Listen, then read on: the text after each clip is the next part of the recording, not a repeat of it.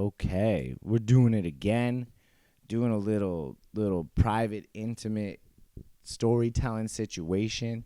Most of the stories have been with strangers that I either didn't know or met, had a conversation for the first time when I spoke to them there, or some people that came back a second time with Luke and A. But I figured I haven't really had a chance to tell any stories myself. And in this game of content that is just, put as much out there as possible, but also in hopes to hone in on some of the stories that I'd like to tell on stage, I'll tell it to you motherfuckers. That's pretty cool, right? This is Stories with Steven, and these are stories, so that's pretty cool. What story? Okay. I went to therapy. I went to my first therapy, and it was not great. I've gone to enough therapy to know what's wrong with me, but not enough therapy to know what to do about it. Right? I feel like we currently live in this time where we diagnose everything, but then nobody does shit about it. Right? Does that make sense?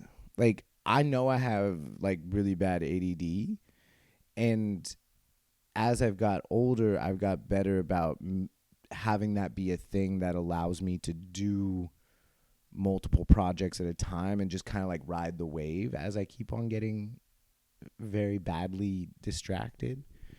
I don't know where I was going with that, but I went to my first therapy. This was why I was bringing it up. And so what sparked therapy was that I didn't know how to cry. And it's a weird thing not to know how to do a basic human emotion, right? It feels like not knowing how to shit, right? And so I would watch people cry and I would get envious.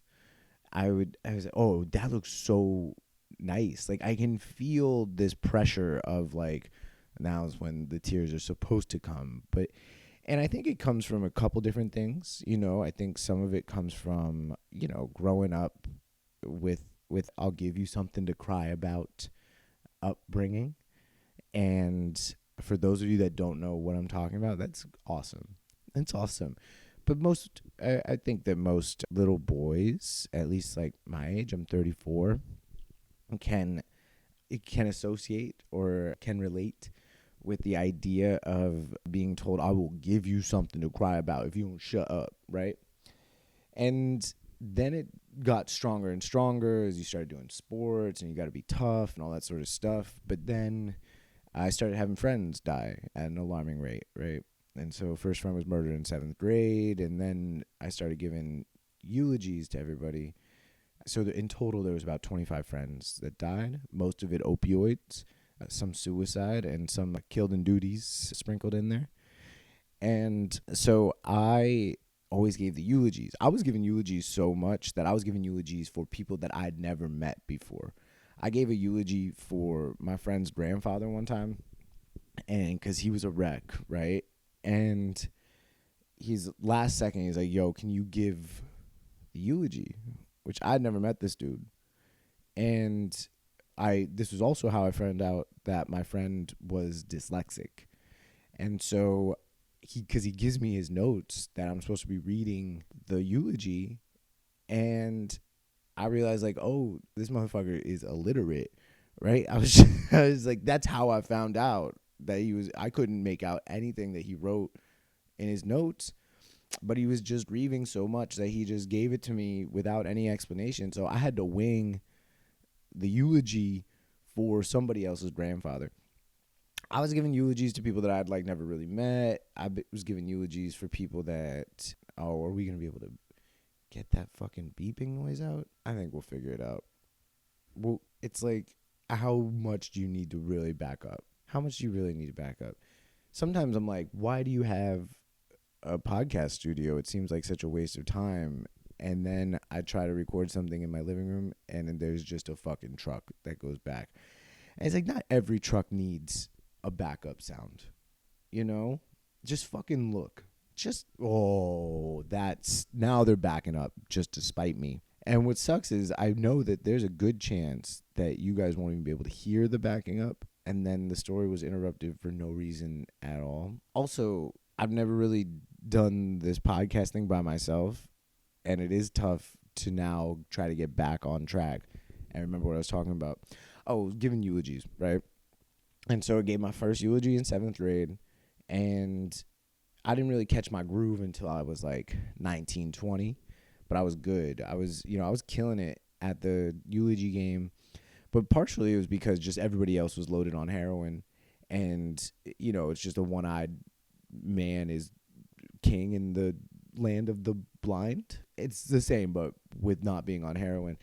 Because when you grow up in a place that everybody is on heroin, it's sad, but there are some cool things about, we used to play pickup games of basketball, and I would get smoked, but then I started coming back, and I was just like, yo, this dude is like literally drooling all over himself. Like, I'm gonna smoke him.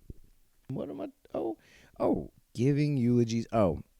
And so when death would happen and when everybody else would be grieving, I would always go and try to help.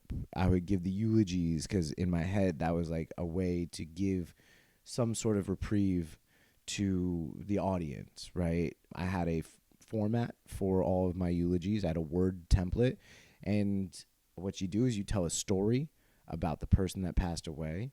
What is a lesson that you learned about that, or how does that represent a characteristic of that person that you're talking about? And then how do we as a congregation take that characteristic or take that lesson and bring it out into our new life, not our new life, our existing life. And so it worked all the time. I was doing it with people that were like real scumbags. I remember one eulogy, I'm paraphrasing, but essentially it was Jack he was a great friend.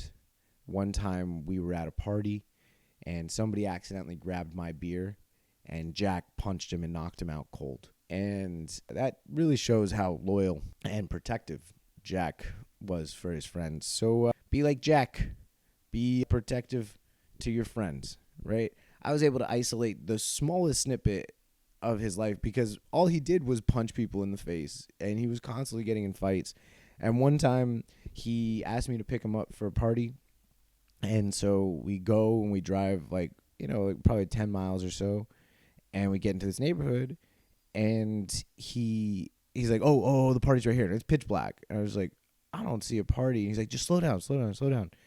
And we slow down to like a crawl, and there's this dude standing on the sidewalk, and Jack pops out of the car while I'm still moving, punches this dude in the face, beats the shit out of him, empties his pockets, comes back in, had just robbed him for like 100 Xanax. And so now I'm an accomplice to this, right? But you can't tell that story at the eulogy. Anyway, as people died, I gave the eulogies, and I would shoplift to cater the funeral after parties. And we didn't know not to call them funeral after parties because we were young and we didn't know the word repast. And so I would cater these parties, and everybody would be sad, and a big portion of everybody would be on heroin. And that developed this thing that when really bad shit happened, I looked for who was doing worse, and I would go help them. I developed companies because of it. I got into romantic relationships with people that needed help, and all sorts of stuff that had implications. And so one of those things was it really hardened my ability to cry. Oh, there we go. Brought it full circle. And so I decided that I took a bunch of mushrooms with my friends Athea and Alex, because that's how I was doing therapy for a while. And I was like, yo, I don't know how to cry. This is why.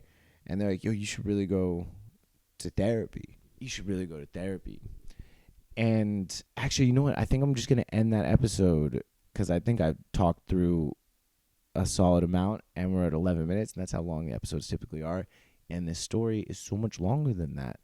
So I might just record one more episode So give it a listen. I don't think this one was really a story. I think it was more me rambling. But keep me posted. Let me know if that's something that you guys want to hear. We're still out here experimenting. We're early in stories with Stephen. So if you've listened to this episode, if you've listened to any other episodes, I sincerely appreciate you. Love you. Have a wonderful day. Have a wonderful night. And thank you for listening. Oh, and the like, the subscribe, the follows on YouTube, on the Instagrams, the YouTubes. Just find me everywhere and fucking show some love, because daddy needs some followers. Never referred to myself as daddy, but here we are.